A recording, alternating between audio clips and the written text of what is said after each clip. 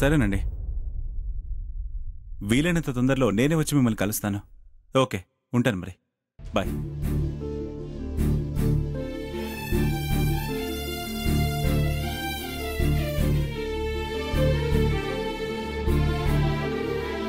కూర్చో. ఏమైందిరా, ఎందుకలా ఉన్నావు? నాకెందుకో భయంగా ఉంది నాన్న. భయం ఎందుకురా, ఇప్పుడేమైంది? చూశారు కదా, అమ్మ నా ఫోన్ లాక్కుని తులసిని కలవద్దని స్ట్రిక్ట్గా వార్నింగ్ ఇచ్చింది. నన్ను బయటికి వెళ్ళనీయకుండా హౌస్ అరెస్ట్ చేసింది. ఇంకా ముందు ముందు ఏం జరుగుతుందో అని భయంగా ఉంది నాన్న. తులసిని చూసి కలిసి ఇప్పటికే 2 రోజులు అవుతుంది.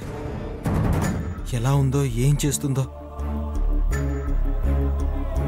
తులసి వారం రోజుల్లో పెళ్లి జరిపించి చూపిస్తానని అమ్మకు చెప్పిన మాటలే నాకు పదే పదే వినిపిస్తూనే ఉన్నాయి. మీ అమ్మ అనుకున్నదే అయ్యే వరకు నిద్రపోదు, ఎంతవరకైనా తెగిస్తుందని నువ్వే అంటావు కదా నాన్న. అందుకే అమ్మ కోపంలో తులసిని ఏమైనా చేస్తుందంటావా? నాన్న, నిజంగా తులసికి ఏమన్నా అయితే నేను ఒక క్షణం కూడా బతకలేను. అయినా అమ్మకి తులసి అంటే ముందు నుంచి ఎందుకంత కోపం? మా ప్రేమను ఎందుకు అర్థం చేసుకోలేకపోతుంది? నాకిష్టం లేని వెంకటలక్ష్మితో ఎందుకు పెళ్లి చేయాలనుకుంటుందో నాకు అసలు అర్థం కావట్లేదు నాన్న. అమ్మ కోపం తులసికి ఏ ప్రమాదం తెచ్చిపెడుతుందా అని 4 గోడల మధ్య ఆలోచిస్తుంటే పిచ్చెక్కిపోతుంది నాన్న. నువ్వు అనుకున్నట్టు తులసికి ఏం కాదు ఆదిత్య. ఎందుకంటే తులసంత అమాయకురాలు, భయస్త్రాలు ఏమీ కాదు. అమ్మకి కోపం ఎక్కువన్న మాట నిజమే, కానీ ప్రాణాలు తీయించేంత మూర్ఖురాలు మాత్రం కాదు. రే, ఆ తులసిని చూసి కొంచెం ధైర్యం తెచ్చుకోరా. ఆడపిల్లైనా తెలివిగా ఆలోచించి ఏ సమస్యనైనా సింపుల్గా పరిష్కరిస్తుంది. మీ అమ్మ కోపంతో ఏదైనా చేయించే మనిషి అయితే నువ్వు తులసి ప్రేమించుకుంటున్నారని తెలిసినప్పుడే తులసిని అడ్డు తప్పించేది. లేకుంటే గుళ్ళో మీరు పెళ్లికి సిద్ధమైనప్పుడే తులసిని చంపించేది. నువ్వే ఒకసారి ఆలోచించరా. ఎన్నిసార్లు తులసి మీ అమ్మ చేసే పనులకు అడ్డొచ్చినా కోపంతో 4 మాటలు అందే తప్ప మీ అమ్మేం కక్ష పెంచుకుని తన మీద చూపించలేదే. మీ అమ్మే కాదు, మీ అమ్మ స్థానంలో ఎవరున్నా ఇలాగే చేస్తారు. తన కొడుకు పెళ్లి తన ఇష్టంతో జరగాలనుకుంటారు. అయినా ఇన్నిసార్లు వెంకటలక్ష్మితో పెళ్లి జరిపిస్తాను అంది. ఒక్కసారైనా జరిగిందా?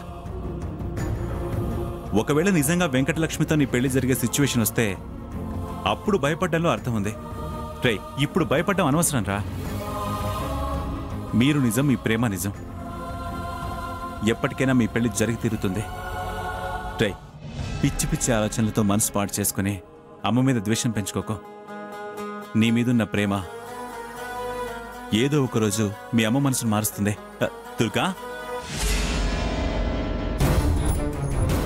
ఎక్కడికెళ్ళావు? ఏంటి దుర్గా అలా ఉన్నావు? దుర్గా, ఏంటి లక్ష్మి, అత్త ఎందుకు కోపంగా ఉంది? ఏమైంది?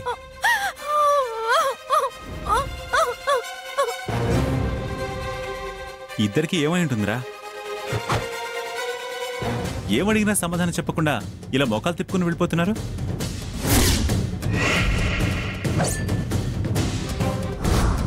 నాకు ఆదిత్యకు పెళ్ళంటూ జరిగితే పబ్లిక్ గా మీ అందరి సమక్షంలో జరుగుతుంది, చాటుమాటుగా దొంగ పెళ్లి చేసుకోము అని.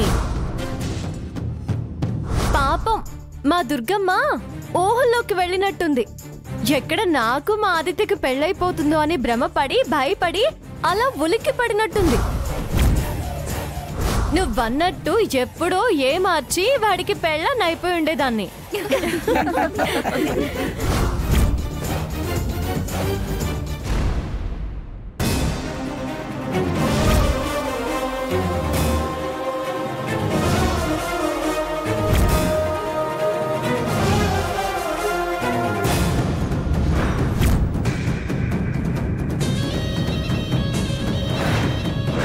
ఏమైంది దుర్గా?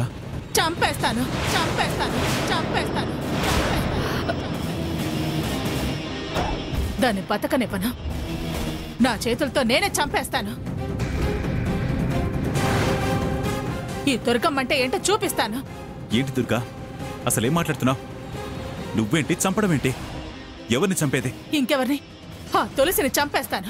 ఆ తులసిని చంపేస్తాను. ఆ తులసిని చంపేస్తాను.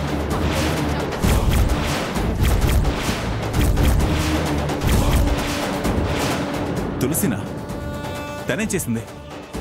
మళ్ళీ మీ ఇద్దరి మధ్య ఏమైనా గొడవైందా? అది నన్ను గుడికి పిలిచి ఆ తాక్షానితో కలిసి అందరి ముందు నన్ను అవమానించిందండి. తులసి నిన్ను గుడికి పిలవడం ఏంటి? కాస్త అర్థమైనా చెప్పు దుర్గా.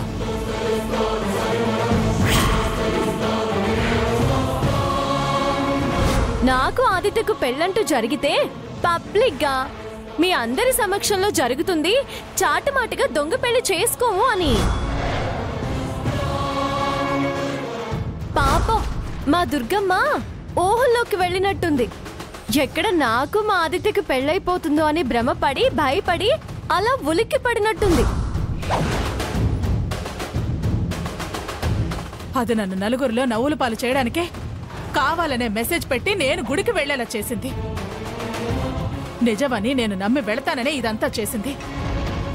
నన్ను బొమ్మను చేసి ఆట ఆడుకుంది. విలువ లేకుండా చేస్తోంది. ఇక సహించేది లేదు, ఊరుకునేది లేదు. దాని ఆటలు మాత్రం సాగనివ్వను. దుర్గా, ఆవేశపడకు. నేను తులసితో మాట్లాడతాను. ఏం మాట్లాడతారండి? ఏం మాట్లాడతారు? మొగుడికి చెప్పుకుని ఏడ్చింది అని వెక్కిరించే సంధిస్తారా దానికి? మరింతకాలం ఎందుకు మాట్లాడలేదు? దాన్ని నాకు అడ్డు రాకుండా ఎందుకు చేయలేదు? అసలు దీనంతటికి కారణం అది కాదండి. ఇదిగో వీడే కరెక్ట్గా ఉండి ఉంటే అందరి ముందు నాకు తలదించుకునే పరిస్థితి ఎందుకు వస్తుంది? వీడి మూలంగానే నాకు ఈ అవమానాలు, పరాభవాలు. వీడి వల్లే పరువు పోతోంది. వీడి వల్లే నాకు తలవంపులు వస్తున్నాయి.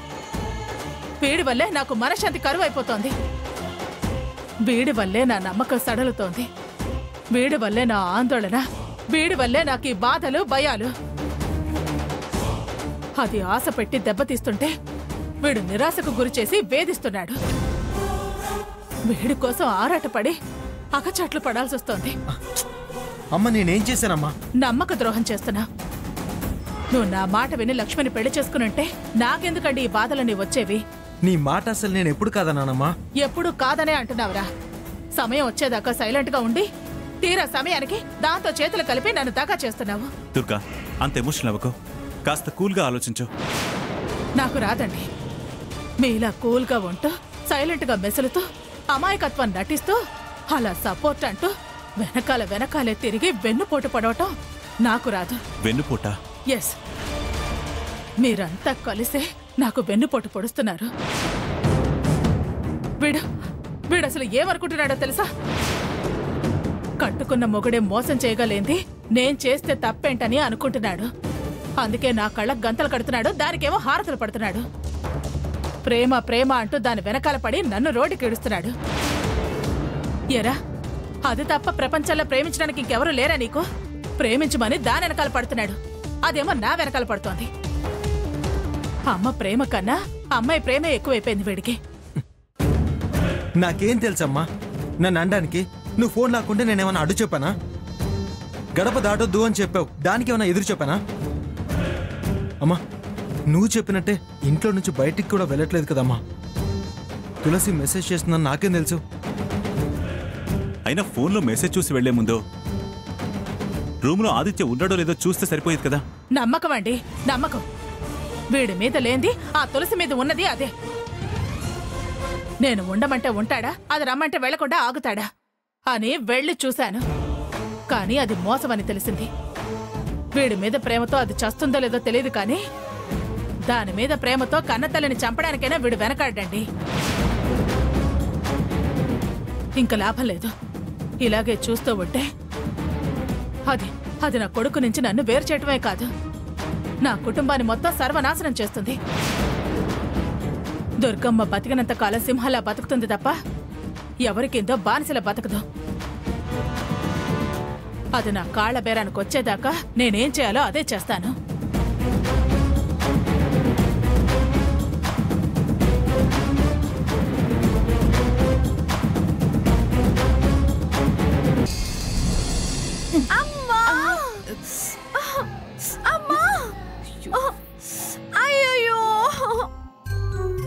అబ్బా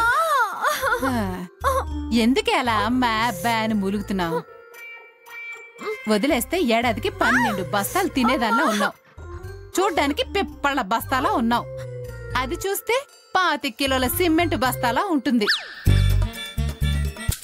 దానికి బొర్రుంది, నీకేమో ఇదిగో ఒళ్ళుంది. దుర్గమ్మ తొందరలో పెళ్లికి వెళ్తే వెళ్ళిందనుకో, నీ బుద్ధేమైందే? ఎగేసుకుంటూ వెళ్ళిపోవడమేనా? ఎందుకు తన్నులు తిని అమ్మా అయ్యా అంటూ ఇలా మూలగడం? ప్రతి చోట బలంతో గెలవడం కాదే, తెలివితో గెలవాలి. ఒడుపు కావాలే, ఒడుపు. పట్టు ఒడుపు అని ఉంటుంది, ముందు అది తెలుసుకో. నువ్వెక్కడికొచ్చి ఏడాది దాటుతుంది, నేను చెప్తూనే ఉన్నాను. నువ్వేమో తల ఊపుతూనే ఉన్నావు, కానీ ఇంతవరకు దాన్ని గెలిచిందే లేదు. అది చిటికేస్తే నువ్వు తిరిగి చిటికేయగలవా? వెయ్యలేవు. అంటే నీకు బుర్ర తక్కువనే కదా అర్థం. కాబట్టి నువ్విక ఆలోచించడం మానేసే. నువ్విలా రోజు తన్నులు తినొస్తే కాపడం పెట్టడానికి మా దగ్గర ఓపికలు లేవు. అయినా దాని తెలివితో నువ్వు పోటీ పడలేవు గాని కనీసం నీకున్న ఒళ్ళన్నా వాడుకో. బాడీని గట్టి చేసుకో. రోజు ఎక్సర్సైజులు చేయి. ఈ ఇసుక బస్తాలుంటే చూసావా, అదేనే ఇసుక బస్తాలు. ఇసుకని సంచుల్లో నింపుకొని చేతులతో ఇలా ఇలా ఇలా గుద్దుతారు చూడు, దాన్నేమంటారు?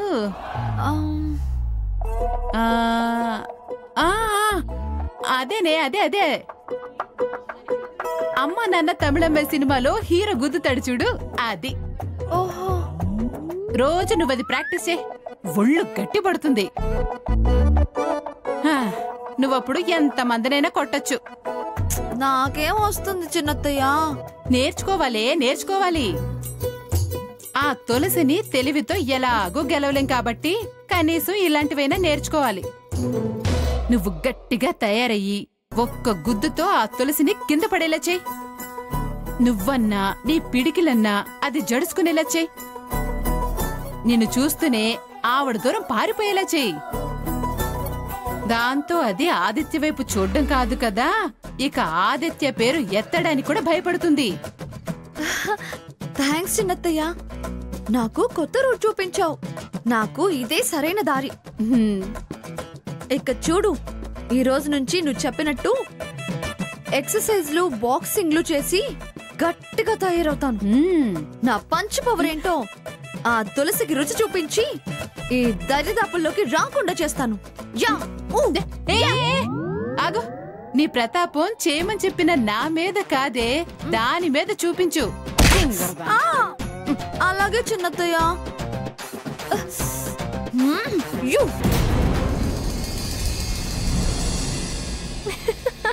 ఏంటి ఆ నవ్వడం? ఆడపిల్ల అతిగా నవ్వడం మంచిది కాదు. నాకు ఈరోజు చాలా హ్యాపీగా ఉందమ్మా, అందుకే నవ్వు ఆపుకోలేకపోతున్నాను. ఏంటి అది? నాకు చెప్తే నేను కూడా నవ్వుతాను కదా. ఫూల్ అయిపోయిందమ్మా, దుర్గమ్మ ఫూల్ అయిపోయింది. దెబ్బకి గిలగిలా కొట్టేసుకుంటుంది. ఏమైంది?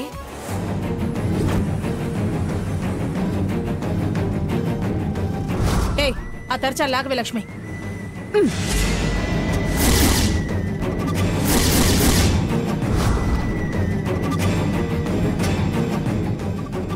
అయినా నీకెప్పుడో చెప్పాను కదా దుర్గమ్మ, నాకు ఆదిత్యకు పెళ్ళంటూ జరిగితే పబ్లిక్ గా మీ అందరి సమక్షంలో జరుగుతుంది, చాటుమాటుగా దొంగ పెళ్లి చేసుకోము అని.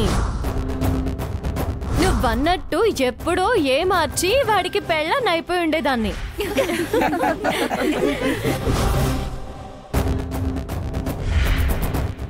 అది జరిగింది. బోల్తా పడిపోయింది. బోల్తా పడిందిలే బుల్బుల్ పిట్ట, బోల్తా పడిందిలే బుల్బుల్ పిట్ట అనే పాట గుర్తొస్తుంది నాకు. అప్పుడు దుర్గమ్మ మొహం చూడాలమ్మా, దాంతో నేను ఇంత పిచ్చిదాన్నా అనేలా పెట్టింది. అది నా ఒక్కదానికే అర్థమైంది. చాలా అవమానంగా ఫీల్ అయింది. మా వదిన గురించి నాకు తెలిసినంత నీకు తెలియదే. మా వదిన అవమానంగా ఫీల్ అయిందని నువ్వు గొప్పగా అనుకుంటున్నావు. ఆమెకు జరిగిన అవమానానికి ప్రతీకారంగా నీకు నువ్వే అవమానపరుచుకునేలా చేస్తుంది. పిల్లలతో ఆడుకున్నట్టు వదినతో ఆడుకోకు. వదినికి పంతం పెరిగితే ఎంతవరకైనా తెగిస్తుంది, ఎవరికైనా ఎదురెళ్తుంది. మీ వదినకే కాదు, పంతాలు పట్టింపులు నాకు కూడా ఉన్నాయి. లేకపోతే ప్రతిసారి మా పెళ్లికి అడ్డుపడుతుందా? చిన్నప్పటి నుంచి ప్రేమించుకున్న మమ్మల్ని విడదీయాలని చూస్తుందా? అది నేనే చేశాను అంటుంది. తనకేం జరిగినా చూపు నా వైపే వస్తుంది. నేనే కారణం అంటుంది. అది నేను కాదని తెలియజేయడం కోసమైనా ఒక్కసారి రూట్ తప్పిస్తే నా రూట్ క్లియర్ అవుతుందని చేశా. నీ రూట్ క్లియర్ అవుతుందని నువ్వు ప్లాన్ చేస్తే ఏదో ఒక్కరోజు నీ మాడు పగలగొడుతుంది. ఎందుకు నీకు ఆవిడతో పంతం? నీ వయసంతా ఆవిడ వయసంతా. నేనే ఆవిడికి గౌరవం ఇస్తున్నాను. నువ్వేమో పుట్టినప్పటి నుంచి ఆవిడ దుర్గమ్మ అని పిలుస్తున్నావు. ఏదో నీ మీద అభిమానంతో మేనకోడలవనే ప్రేమ ఉంది కాబట్టి సహిస్తుంది. వదిన అని వరుస పెట్టి పిలుస్తుంటే నన్నే అలా పిలవద్దు అంది. నువ్వు పేరు పెట్టి పిలిచినా ఊరుకుంటుంది అంటే అది ఆమె మంచితనం అనుకో. ఎంత కాదనుకున్నా ఆడపడుచుని అనే మమకారంతో వదిలేస్తుంది.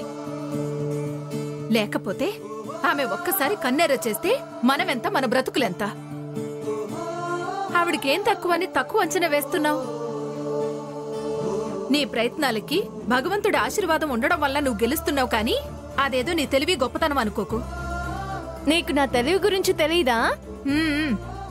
ఆయన పొగడ్డం, నువ్వు ఎగిరిపడ్డం మీ ఇద్దరికి బాగా అలవాటైపోయింది. ఒకసారి నేను చెప్పేది అర్థం చేసుకోవే. ఒక మనిషిని అవమానించడం అంటే నీటిలోకి రాయిని విసరడం లాంటిది. రాయి నీటిలో పడ్డమే కనిపిస్తుంది. అది ఎంత లోతుకు చొచ్చుకుపోతుందో మనకే తెలీదు. మన ఇళ్లల్లో ఏం గొడవ జరిగినా ఆవిడ సహిస్తుంది.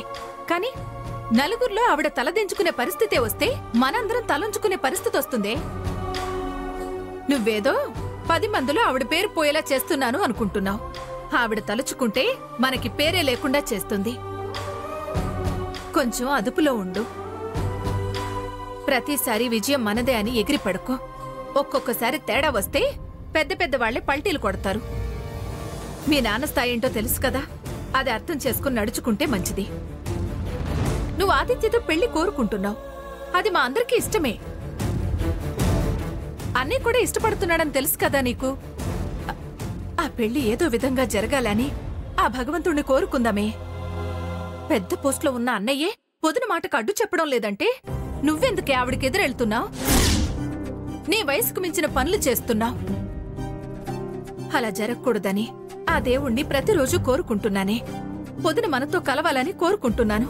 నేను మంచి జరగాలనే కదా కోరుకునేది. మంచి జరగాలని కోరుకుంటే ఇలా పిచ్చి పిచ్చి పనులు చేయకు. నీ మూలంగా ఆదిత్య తన ఇంట్లోనే బందీగా ఉండాల్సొచ్చింది. ఖైదు జీవితం అనుభవిస్తున్నాడు. పొద్దున పెట్టిన కండిషన్స్ మధ్య అశోక్ వనంలో సీతలా అయిపోయింది వాడి పని. తెలివిగల దానివి, సూక్ష్మంగా చెప్తే అర్థం చేసుకుంటావని చెప్తున్నాను.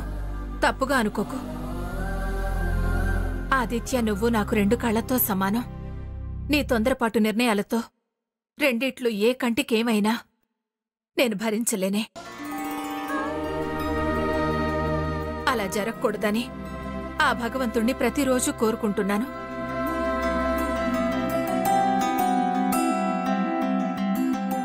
మగవాడు కాబట్టి కన్నీళ్లు పెట్టుకోవడం లేదు. లోపల నలిగిపోతున్నాడేవాడు. నీ వల్ల వాళ్ళని శత్రువులుగా మార్చుకో. అది మనకి మంచిది కాదు. మీ పెళ్లి జరగడం కోసం ప్రయత్నం చెయ్యి, కానీ నువ్వు చేసే ప్రయత్నం మంచి దారిలో ఉండాలి. అంతే. నీ పెళ్లి వల్ల వదిన్ని నలుగురిలో అవమానం పాలు చేయకు. నాకు నువ్వెంతో మా వదిన అంతే.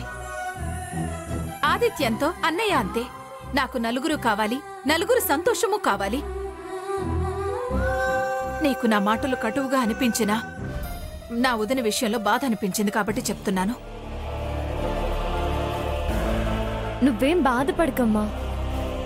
ఆదిత్య బందికానాలో నుంచి బయటకొచ్చే రోజులు తొందరలోనే ఉన్నాయి. దుర్గమ్మ మనతో కలిసి మా పెళ్లి జరిపించే రోజు వస్తుందమ్మా. ఏమోనే, నువ్వు చెప్తుంటే ఊహించుకోవడానికి బాగానే ఉంది. కానీ అది కళ్ల ముందు జరిగేదెప్పుడో. మయసభలో ద్రౌపది నవ్వినందుకే అంత పెద్ద యుద్ధం వచ్చింది.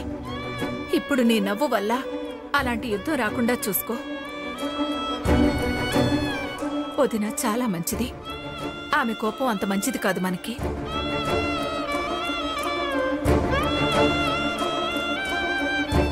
నువ్వేమీ భయపడకమ్మా.